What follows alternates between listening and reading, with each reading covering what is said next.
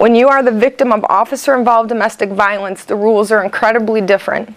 Little did I know that this was happening to thousands and thousands of other families. The people of Michigan have a problem. Although GM admitted discrimination against me because I have MS, Judge McDonald called it an isolated incident. The problem is with the people we have trusted to protect our freedoms and to administer our governance. I left my job due to mental stress. I had alcohol, drug-fueled males threatening to kill me. GM management and the UAW did nothing to help me. I raised consumer and personal safety concerns, and they wanted to silence me. Be it with the judges, the attorney generals, the prosecutors, or any of the administrative agencies of government, if you think that their self-regulating, their self-policing, and their self-reporting is keeping things clean, you are sadly mistaken. What the mainstream media picks up is only the tip of the iceberg on the true amount of criminal racketeering and corruption taking place throughout Michigan, and indeed throughout the government of this once great nation. My name is Rosie Lewis. I am from Detroit, Michigan. My case is of criminal corruption in the courts. Because I wouldn't sell, they went after my son, they went after me, they went after my family, but they were successful in framing my son. In 1976, my son was 17 years old. The Detroit police arrested him and charged him with felony first-degree murder of a police officer on the Detroit streets. When he came to court, the evidence produced was 4 young people that said they were his accomplices, but they were not charged. The police officer himself was laid off from the police department. He was not working. However, the courts decided that my son was going to be the one that would be tried for the murder. They use crooked police.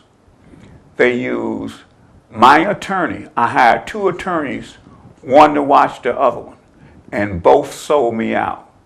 When he was sentenced to mandatory life in prison, and he was 17. As of this day, my son has served 36 years in prison with no one ever producing believable evidence that he did this crime.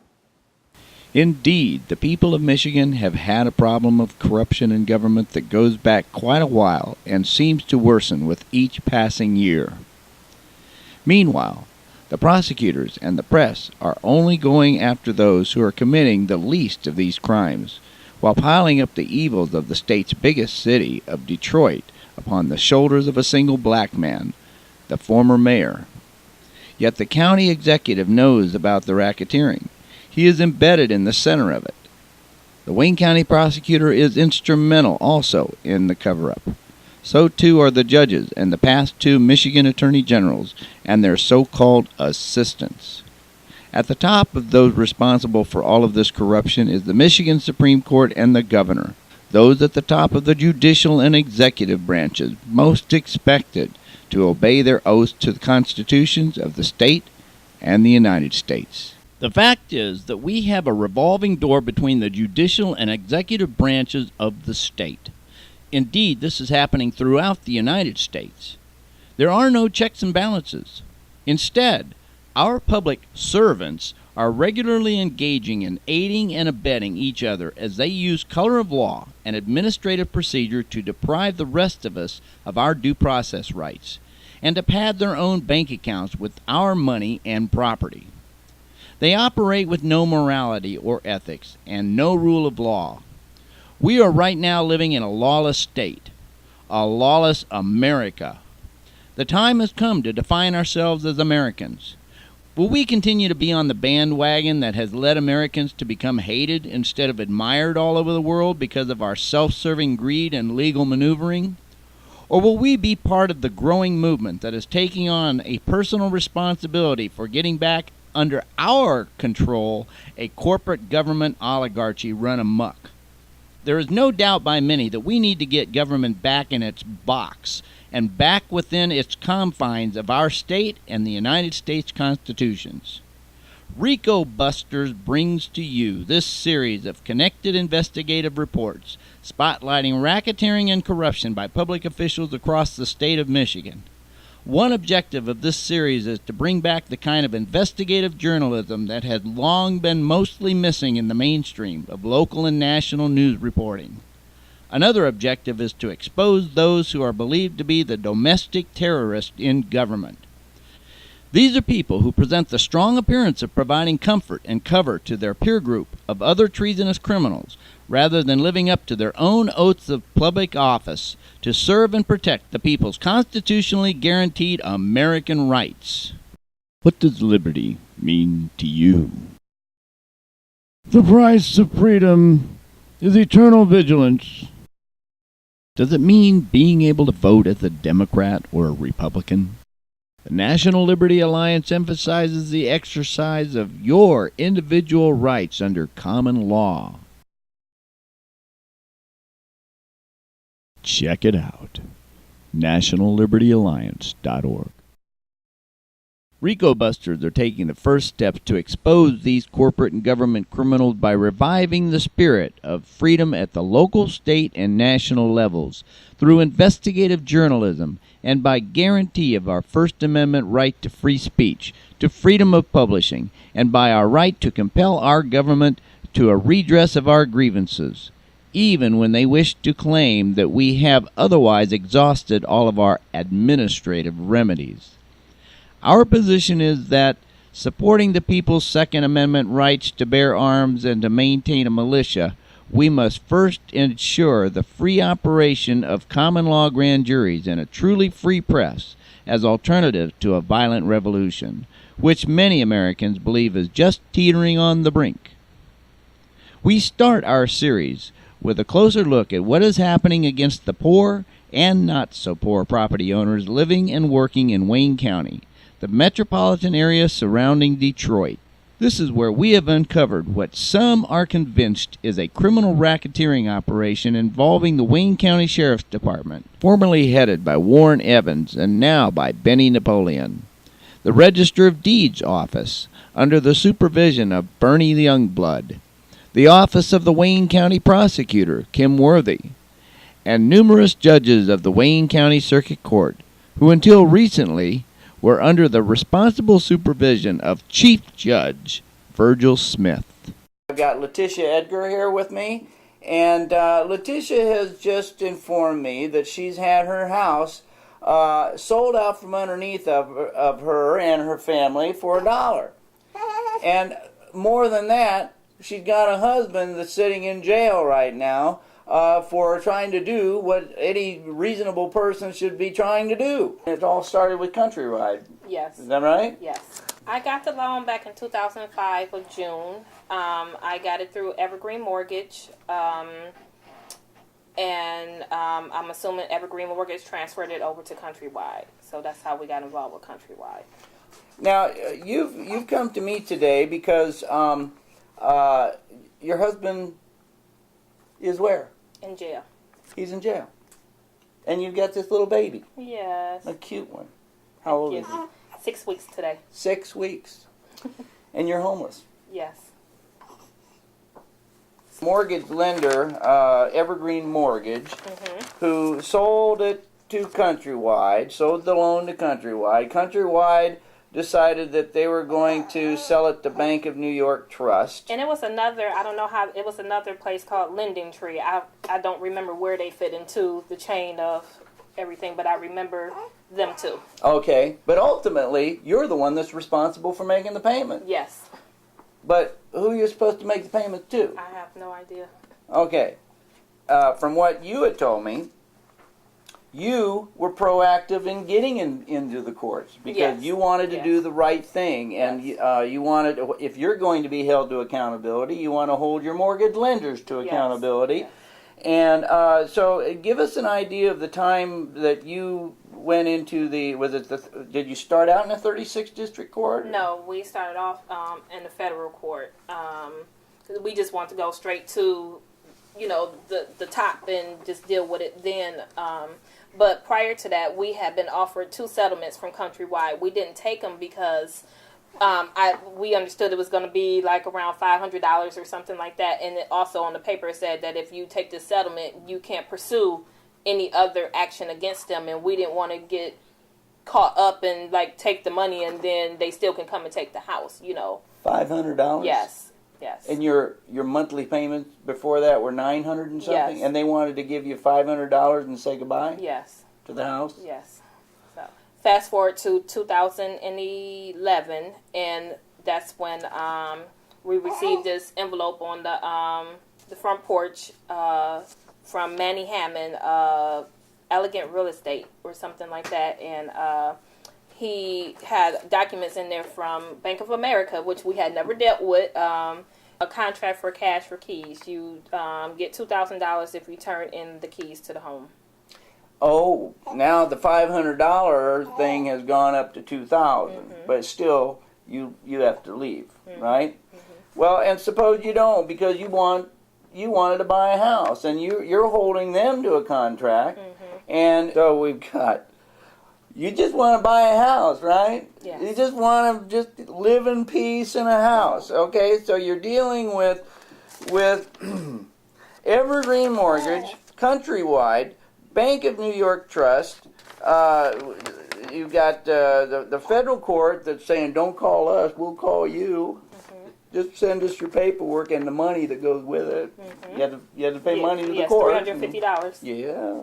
Tell me about how, after you got that notice, you went to the records, some records in Wayne County, and found out that, tell us what you found out in that. That they had sold the house during a sheriff's sale to Bank of New York trustees for $1.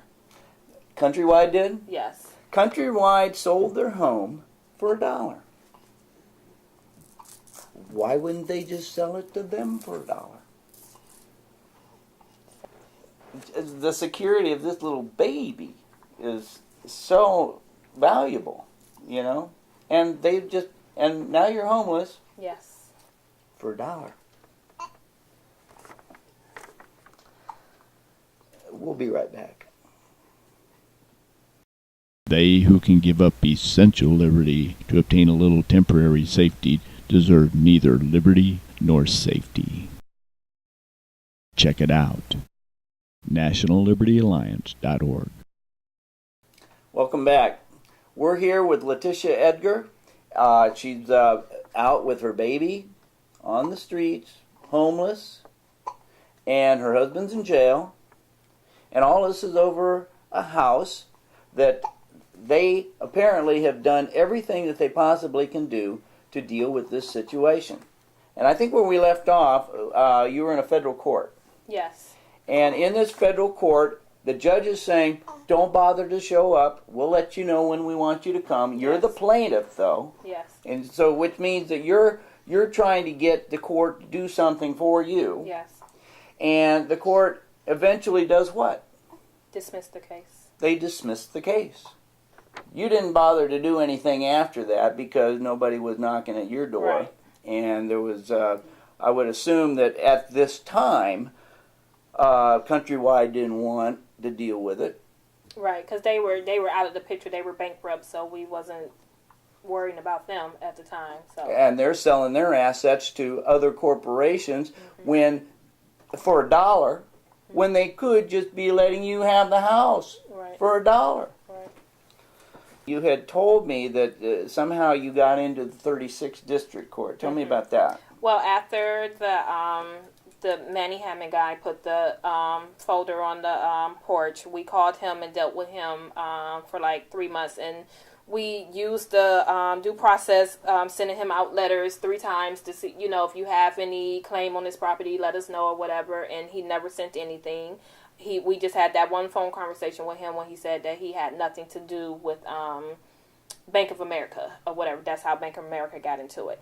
So all of a sudden in January, we received an envelope thrown on our porch when we have a P.O. box, and the mail lady just threw an envelope on our porch in the middle of the winter, and when we opened it, it was papers from 36th District Court, Trout and Trout taking us to landlord-tenant court to, evict us from the house.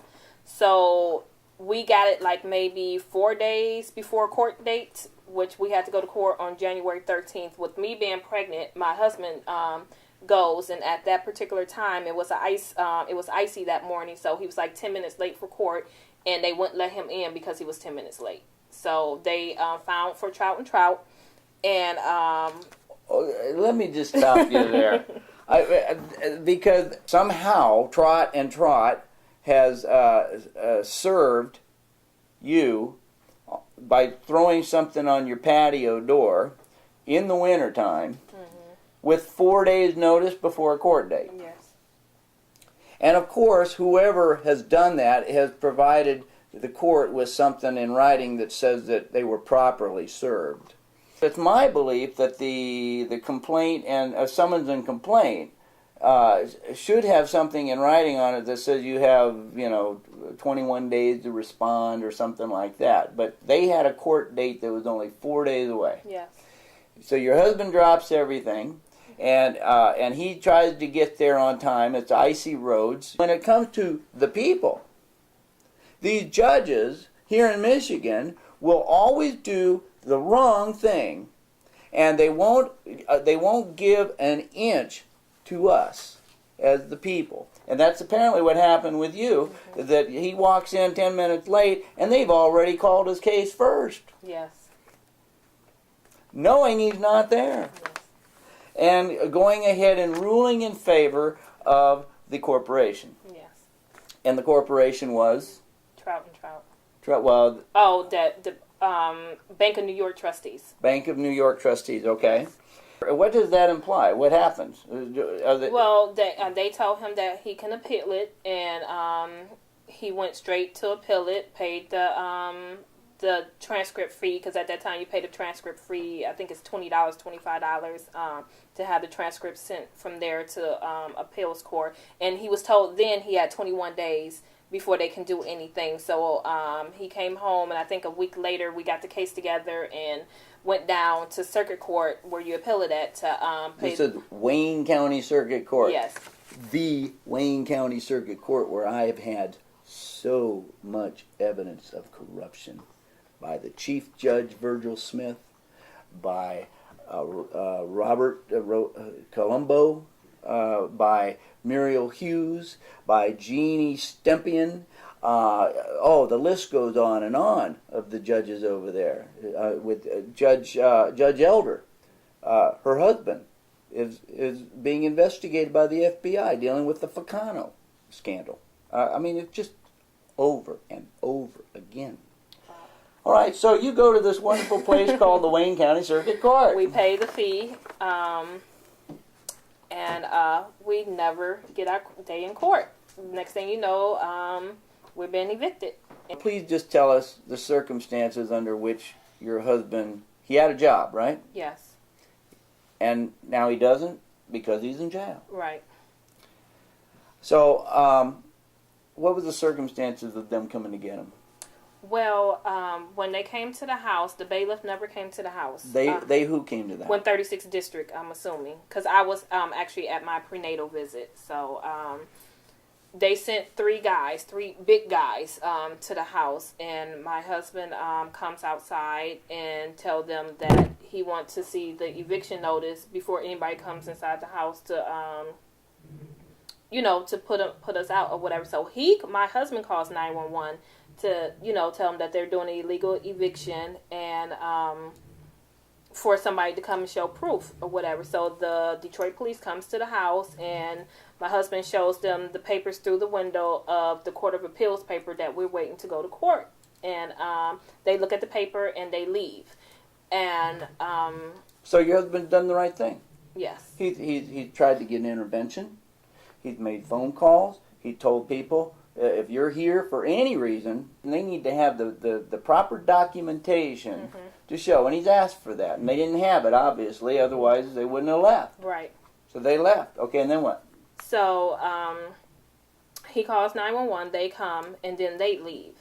And after that... That Detroit police? Yes. Okay.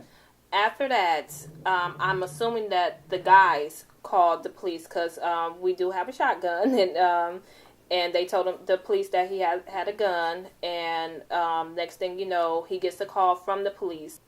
He said they asked him, was he Muslim? And he said, what does that have to do with anything? And they was like, we just want to know, are you Muslim? He asked him again, what does that have to do with anything? And so he finally said yes. When he said yes, he said the next thing he know, our whole house was surrounded by SWAT and tanks and everything. And one of the police officers called him again and asked him to come out the house with the shotgun in his hand. And he was like, why would I do that? So you can shoot me? And he was like, well, if you don't come out the house with the shotgun in your hand, we will shoot you. And he was like, that doesn't make any sense. But all while this is going on, one of his friends was in the house. Were you home at the time? No, I was calling on the phone. I just came out the doctor and found all of this out, just leaving out of the doctor office. And this is terrorism. So this is domestic terrorism by our government. So when he found out that they surrounded the house and had tanks and everything, all while his friend taped everything, so everything was on tape. But the Detroit Police Department has that videotape, so we don't know what they did with the videotape. So he came out, and and they arrested him. They let his friend go, but they kept him. They kept him in the precinct. I think that's the 10th precinct. He was in jail before they even got a warrant. Yes. So they were at his home, surrounding him, taking him, ordering him to come out, and he's trying to, again, to do the right thing, Come out with the gun! Well, I think any rational person would say, that's not the right thing to do. Right. And so he didn't do that. And but he did do the right thing in walking he out. was not trying to hurt anybody. He just didn't want anybody to come and throw our things out. We had the baby stuff inside of there, and, everything is broken up, and while my husband is in jail, I had to do an emergency hearing to see, try to get the house back quickly or whatever, but they said that the house was already taken, so it was nothing really that they can already taken for $1? Yeah. And I do want to back up just for a second here because the transcripts. Your husband did the right thing. Yes. He's in jail. Yes. He paid $25. That's what they were asking. Yet he's in jail. Yes. He shows up to court. They rule in favor of the corporation, so he does what he's supposed to do. Yes. Files the case in a higher court. I know to file a case in a higher court, it's like, what, $250? It was $150. $150. Yes. And who says that these courts aren't a racketeering operation? He pays $150 to get the case into an appeal situation. In order to have your appeal done, you have to have the lower court transcripts. So he's done what he's supposed to do and asked for the lower court transcripts and paid them $25 in order to get that sent to the higher court. But what happens? They never send it. They never sent the transcripts. So because the court and their minions of court reporters who are supposed to be doing this job of transferring this to the higher level court didn't do that, and the court went ahead and dismissed the appeal. Yeah, what they when I went and talked to you know how you get your stickers when you put your case in or whatever. Judge Sapala's clerk, she said that when she looked at the computer, she said 36th district never sent anything over. That's why we never got our hearing. So you never got a hearing? Yes. This is still pending? No, they dismissed it twice. I tried to go there twice to get all my evidence heard. And the second time, the first time was the emergency hearing. and he dismissed that or whatever. He who? Judge Sapala. Judge Sapala? Yes, it's Spala, something like that. Okay. He dismissed it for the emergency hearing. I'll put in a motion to stay inside the home until we had our hearing or whatever to show the evidence. You put the motion in? Yes. By yourself? Yes. Okay. And this is because your husband's already in jail? Yes. And you've got... Yeah. At that time, I was 8 months pregnant. So, after that, he didn't... And he dismisses you? Yes. So, then we put in another motion to have all our evidence heard. So, when my husband being in jail, I had to do that all by myself again. So when I got to showing him how the robo-signer signed our sheriff deed and the so-called deputy sheriff Adrian Sanders, who wasn't a deputy at the time or whatever, signed our the quitclaim deed is what the sheriff deed or whatever, that all that was fraudulent and everything or whatever. And he looked at the guy from Bank of New York trustees and said, how do I overturn an eviction? And the guy said, I don't know. He's like, I don't know either. He's like, you have too much evidence for this court, so I can't. That's when he said I stand moot or whatever. So 36. That was Circuit Court. Wayne County Circuit Court. Yes. So now, what's happening with your house? It just kind of been a actually limbo? No. When I looked on the internet to see what they selling it for $10,000. They no, the guy who put the envelope on my doorstep, Elegant Home Realty or whatever, Manny Hammond. He's selling my house, and from what it looks like now, I think they're trying to hurry up and do a short sale because they know that we keep putting it back in court to try to get the house back. So they're trying to hurry up and sell it. Manny Hammond. Yes. So now they're trying to put my husband in jail for 2 years or whatever for having the shotgun. If probably not more. A lot of the lawyers that's in the Detroit area would not touch the case or whatever because some say that they were scared of Hathaway. His judge is Michael Hathaway, so they're kind of. Oh yeah, Hathaway. Yeah, and he didn't. Yeah, when my husband went in front of Hathaway, he didn't like him from the beginning. You know, he was just mean for no reason. No reason. My husband didn't say anything to him, and he was just mean. There's as much nepotism going on here in the judicial industry and the legal area as there is in Hollywood. Everybody's related to somebody. The Hathaway family, I just got a judge named Hathaway just real recently, who I found out is the sister in Wayne County, who is the sister of the Michigan Supreme Court Justice Hathaway. Yeah, because we want to make a complaint, and when we were looking at who sat on the board of that committee, it's a Hathaway, and that sits on that board. So it's like you're going to make a complaint against a Hathaway to another Hathaway. It's like, okay, how is that going to be fair? So. Well, and it's not, and it's rigged to be not. That's why it's called corruption, and and that's why the racketeering has been going on here. It's to fleece the people, and it's very true. This is the judicial industry is supposed to be self-policing. The judicial tenure commission is supposed to be overseeing this, and overseeing that is supposed to be the state court administrator. And if you look at any of the documents that I've been filing in these courts, you'll see that I'm suing them both, and you'll see that every time I have that I've had to do it myself because no attorney is going to take the case.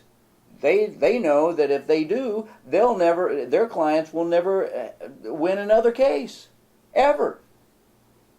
Is that the way justice is supposed to work? That's how it's working here in America now, particularly here in Michigan. But it's happening all over the United States. Well, I want to thank you very much. Thank you. Your baby is so sweet. Thank you.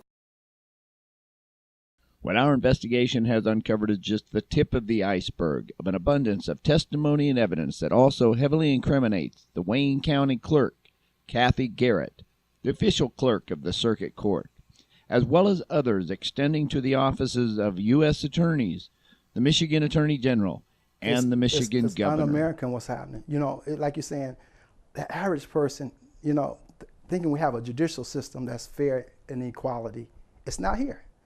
And if we don't wake up in America, we are headed to a terrible end in America, because the citizens, the people that we are supposed to protect, the ones that we elected, are supposed to hear our cries. We should be able to, the Senate should hear the cries. These 50 states in America, people are crying out the same thing.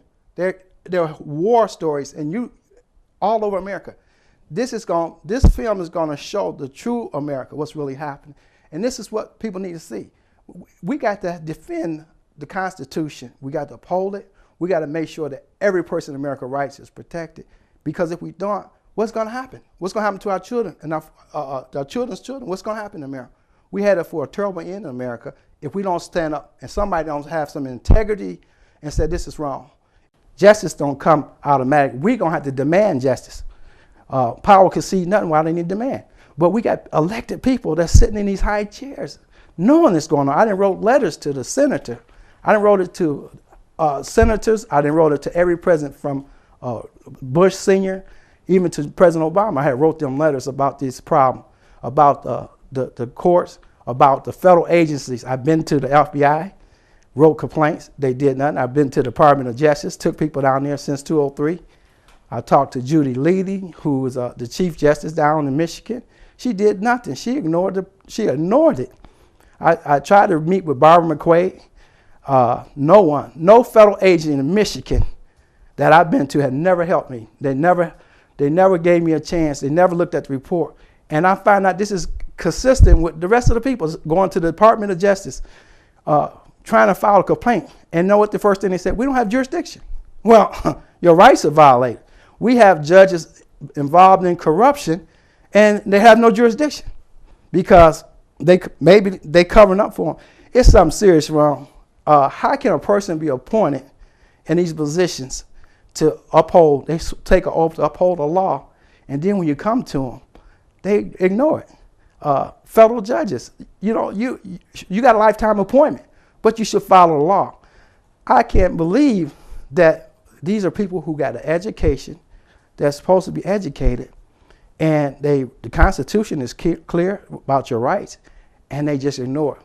You know why? Because you don't have an attorney. But the Constitution says you don't have to have an attorney.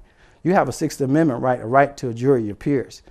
And if the people that's been fighting, if everybody got a jury, regardless, go before a jury, this would change. So what's happening in our court system? You're not going to get before a jury. You could pay your fees. You come in formal part. They're not going. This is happening across America. You're not going to get before a jury, and this is why we can't win our case, because if a jury heard the facts, I guarantee, and they will get before, and the jury will see that they're not lying. But because they are blocking before the jury, that's the biggest problem we have in America. Blocking people before getting before a jury of their peers, and this is a crime within itself. This is what the court was designed for. Let the jury of your peers hear your case. You don't need no attorney to go before a jury. It's a lot of people who present their case very well and tell you the facts, because it's the evidence, the facts that you present. And the jury can see clearly that you were right. But the reason they won't do it because there's a cover-up.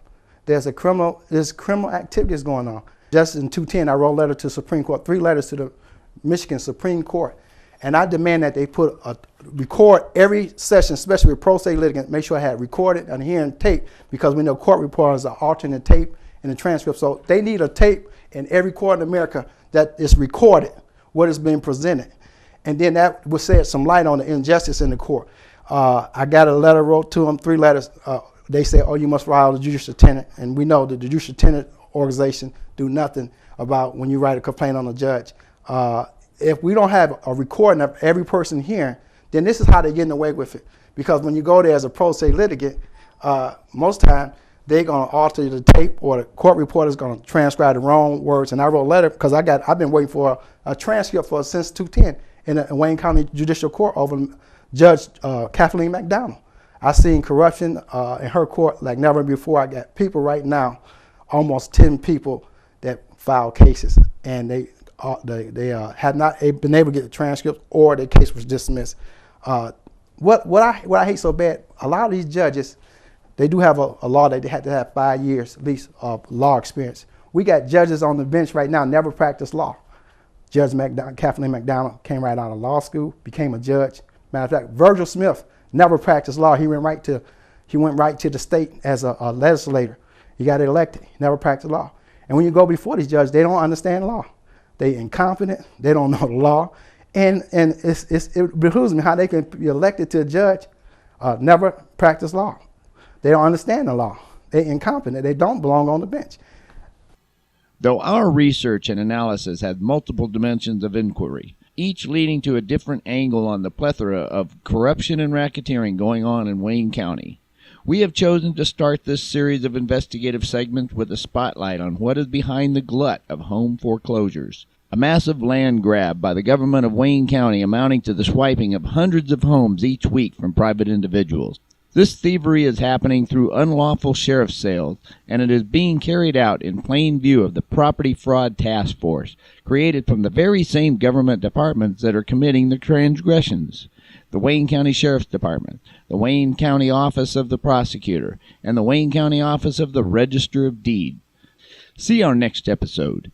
Our inquiry begins with 2 questions. Why do all of these reflect the official witnessing of notary publics who are also sworn special deputies, both employed by the Sheriff's Department, and notarizing the signature of one another on documents all containing a stamp of "File do not mail"? Our probe might surprise you.